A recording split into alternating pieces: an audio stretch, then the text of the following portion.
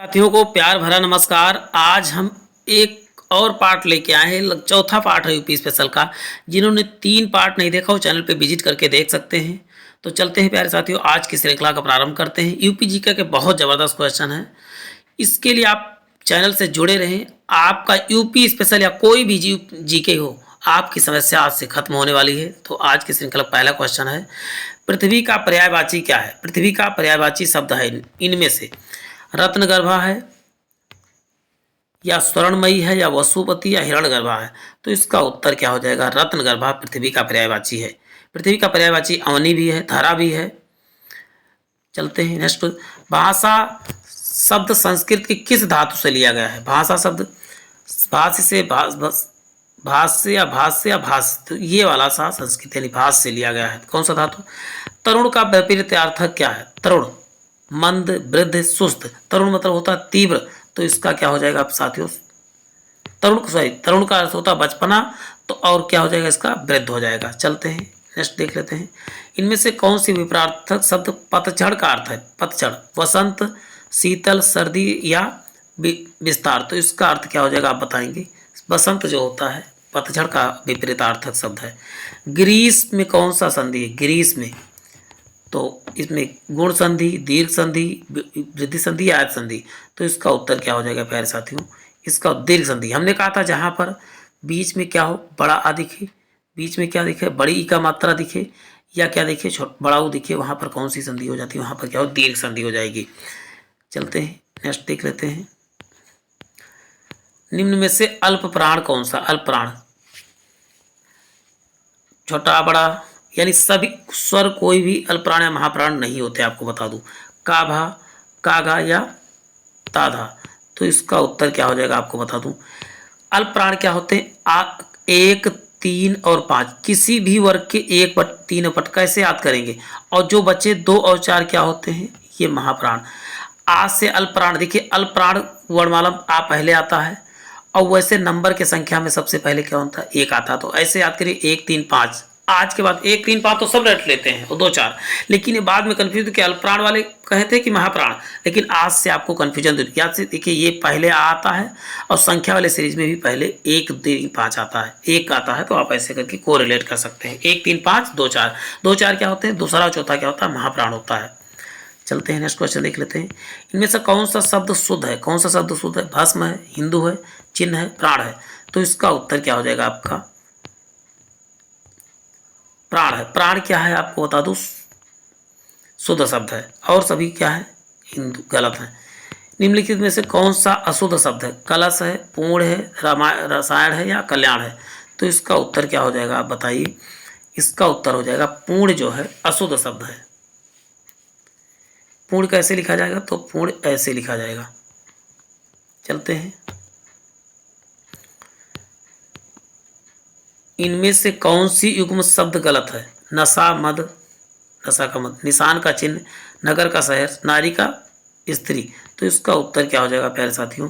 निशान का चिन्ह, निशान चिन्ह, ये गलत है। निशान में बड़ा सा होना चाहिए यहाँ पर। चलते हैं। संधि कितने प्रकार के होते हैं? संधि कितने प्रकार के? तो आप बताएं कितने? 3 प्रकार के। स्वर संधि, व्यंजन संधि, स्वर, व्यंजन और विसर्ग, विसर्ग। ये याद करें, स्वर संधि, व्यंजन संधि, विसर्ग संधि, 3 प्रकार के होते हैं। दिए गए शब्दों का शुद्ध वर्तनी वाला शब्द कौन सा? शुद्ध वर्तनी वाला सुसुप्ति, सुसुप्ति, सुसुप्ति या सुसुप्त। इसका उत्तर क्या हो जाएगा आपका? सुसुप्ति, यानी ऑप्शन सी करेक्ट हो जाएगा। दिए गए शब्दों का वर्तनी वाला, शुद्ध वर्तनी वाला कौन? सर्वोत्तम है, कीर्ति है, स्रोत है या संसारिक है। तो इसका उत्तर क्या हो जाएगा आपका बताएंगे? स्रोत जो है क्या है? शुद्ध वर्तनी वाला शब्द है। नेक्स्ट क्वेश्चन है, सिरतोड़ में कौन सा समास है? कर्ण तत्पुरुष, अपादान तत्पुरुष, संप्रदान या कर्म तत्पुरुष। तो इसका उत्तर क्या हो जाएगा? सिर तोड़ में क्या होता है? सिर को तोड़ने, सिर को तोड़ना, तो को आ रहा है तो कर्म को। अपादान में क्या होता है? से, लेकिन अलगाव के सेंस में। करण क्या होता है? से लेकिन माध्यम।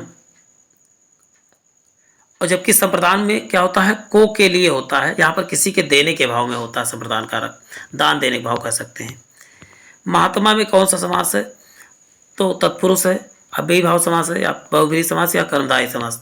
तो महान है जो आत्मा, यानी आत्मा की विशेषता कौन बता रहा है? महान जो बता रहा, महा बता रहा है, तो आप इसको लगा सकते हैं। जहाँ पर विशेषण और विशेष की बात हो वहाँ पर कर्मधारय समास होता है। इनमें से अलंकार का भेद कौन सा है? अलंकार का भेद कौन सा है? तो पहला छे का अनुप्रास, शब्दानुप्रास, लाटानुप्रास। तो अलंकार का भेद कौन सा? तो आप बताओगे कौन सा? शब्दा और अर्थालंकार होते हैं ना, तो आप शब्दालंकार और अर्थालंकार होता है। अर्थालंकार के कितने भेद होते हैं? 10 होते हैं, 11 होते हैं, 12 होते हैं या 15? तो इसका उत्तर प्यारे साथियों क्या हो जाएगा? 12। अर्थालंकार के कितने भेद होते हैं? तो आप बताओगे 12 भेद होते हैं। इनमें से रस कौन कौन रस के इनमें से रस के कौन कौन से भेद है? करुण है, रूपक है, उल्लेख है, इनमें से कोई नहीं। तो इसका उत्तर क्या हो जाएगा? करुण जो है रस का भेद है, करुण रस। चलते हैं नेक्स्ट क्वेश्चन देख लेते हैं। रस कितने होते हैं? टोटल 11 होते हैं। वैसे सामान्यतः कितना होते हैं? 9 होते हैं, लेकिन कामता प्रसाद गुरु के अनुसार कितना कहा जाए तो 8 होते हैं। स्थान के आधार पर बताइए मूर्धन्य व्यंजन कौन सा है? मूर्धन, मूर्धा वाला, काघा, पाफा, डाढ़ा या जाझा? तो आपको बता दूं कौन सा हो जाएगा? डाढ़ा जो होते हैं इन्हीं को उच्छिप्त व्यंजन की संज्ञा दी जाती है। उत्क्षिप्त व्यंजन, उत्क्षिप्त व्यंजन की संज्ञा किसे दी जाती है? तो आप बताओ डाढ़ा को उच्छिप्त व्यंजन भी कहा जाता है। देखिए गावर कावर को कंठ से बोलते, पावर को ओठ से बोलते हैं, लेकिन जावर जावर ये चावर में आता है ना, तो चावर को बोलते हैं तालब से। नेक्स्ट को देख लेते हैं। निम्नलिखित में से अल्प प्राण क्या है? अल्प प्राण भी बात हुई थी, क्या होते हैं? 1, 3 और 5। और महाप्राण क्या होते हैं? 4, 2 और 4। तो 1, 3, 5 कहाँ देखते हैं? का, खा, गा। देखिए तीसरा दिखा, 1 और 3 दिखा ना। आप और माला लिख के इसको याद कर लीजिए इन सब चीज़ों को। निम्न में से नासिक के व्यंजन कौन सा है? सा है, जा है, गा है या इया है? तो इसका उत्तर क्या हो जाएगा आपका? इया जो है नासिक के व्यंजन है। हिंदी वर्णमाला में अयोगवाह कौन से हैं? तो अयोगवाह जो स्वर वर्णमाला के टोटल होते हैं 11 होते हैं। 11 के बाद जो लिखे होते हैं अंग और आह लिखा होता है, यही क्या होते हैं? अयोगवाह। तो अयोगवाह कहाँ पर दिख रहा है आपको? सी में दिख गया है। उच्छिप्त व्यंजन डा और ढा होते हैं। चलते हैं। इनमें से किस शब्द का द्वितीय व्यंजन है? द्वितीय व्यंजन जिसमें उस चीज़ की दोहराव हुआ हो, तो दिल्ली में क्या है? दोहराव हुआ। दिल्ली, बिल्ली, ये सब क्या हो जाए? द्वितीय व्यंजन है। इनमें से कौन सा घोष वर्ण है? एक होता है, देखिए 2 होते हैं। एक होता है घोष होता है, घोष को ही सघोष बोलते हैं, घोष को ही सघोष। एक होता है आघोष, आघोष। देखिए आ यहाँ पर दिखा, तो ये कितना? 1 और 2 किसी भी वर्ग का पहला और दूसरा क्या होता है? आघोष होता है। जबकि 3 और 4 और 5 क्या होते हैं? तो आप बताओगे साघोष होते हैं। आघोष 1 और 2 होते हैं, 3, 4, 5 इन दोनों अल्प प्राण और महाप्राण और अघोष और सघोष को आप इन चीज़ों को देखिए। आ यहाँ पर पहले आया, तो आ पहले आया, तो यहाँ 1 भी पहले पाया, तो ऐसे करके याद कर सकते हैं आप। चलते हैं प्यारे साथियों, नेक्स्ट देख लेते हैं। तो इसमें आप देखिए किसी कौन सा घोष वर्ण है? घोष वर्ण है, तो देखिए का, खा तो 2 आ गया तो नहीं हो सकता। टा ठा ये भी दूसरे नंबर पे आया, तो देखिए हाँ दूसरा है का खा, तो ये भी घोष हो जाएगा। पा फा बा भा मा, देखिए ये घोष पूछ रहा है, घोष वर्ण पूछ रहा है, तो अभी भी देखिए पा फा बा भा मा। देखिए माँ 5वें पे, देखिए 5वां इसमें घोष में है, तो बस करेक्ट हो जाएगा। चा क्या हो? पहले नंबर पे आ रहा है, इसका मतलब घोष है, तो इसका उत्तर माँ हो जाएगा। कौन सा अमानक वर्ण है? कौन सा अमानक वर्ण है? खा है, का है, भा है या धा है? यहाँ पर ये वाला भा लिखना चाहिए था, जो ऐसे कभी कभी आपने देखा होगा लिखा इस तरह लिखा होता है। ये क्या है? अमानक वर्ण है, यानी कि ऑप्शन सी करेक्ट हो जाएगा। हिंदी में मूलता वर्णों की संख्या कितनी थी? मूलता वर्णों की संख्या कितनी है? तो आप बताओगे 52। मूलता का या वैसे कहे हिंदी वर्णमाला में कितने अक्षर हैं? तो आप बताओगे। लेकिन स्वर कितने हैं? 11 हैं। और व्यंजन कितने हैं? 33 हैं। और भी इनका विभाजन है, उसका आप वर्णमाला वाला चैप्टर आप चैनल पर विजिट करके देख सकते हैं। तो कितने टोटल? 44 हैं स्वर वर्णमाला, जबकि पूरे वर्णमाला में पूछा जाएगा तो 52 वर्ण है। इंग्लिश में 26 है, इसके डबल करके। छा ध्वनि किसके अंतर्गत आती है? छा ध्वनि किसके अंतर्गत आती है? तो संयुक्त। छा क्या है? संयुक्त, यानी का और प्लस षटकोण वाला सा मिलके बनता है क्या?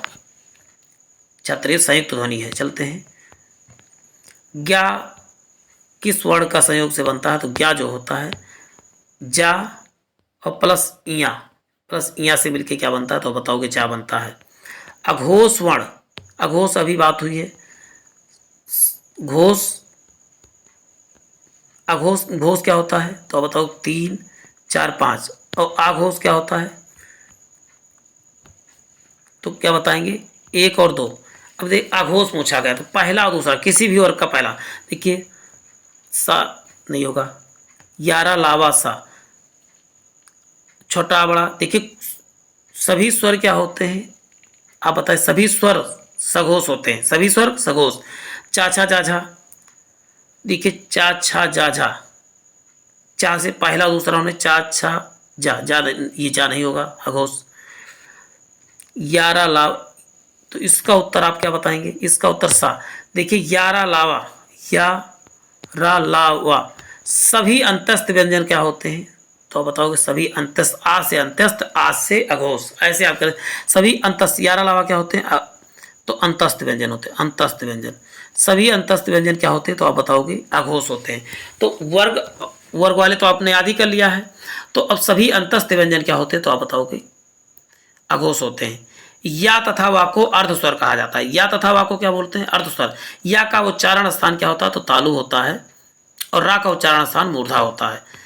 चलते हैं, घा का उच्चारण स्थान क्या होता है, घा का, तो ये किस वर्ग का है, तो का वर्ग का है, का खा गा घा, तो ये क्या हो जाएगा, कंठ, का से का वर्ग, का से कंठ हो जाएगा। चलते हैं, जिन शब्दों का अंत में आ आता है वो क्या कहलाते हैं, तो उनको क्या जाता है, आकारांत कहलाता है, वो आकारांत कहलाते हैं। इसका ऑप्शन सी करेक्ट हो जाएगा। तो प्यारे साथियों, आज के लिए इतना ही, फिर मिलते हैं नए सेशन में। जय हिंद, जय भारत।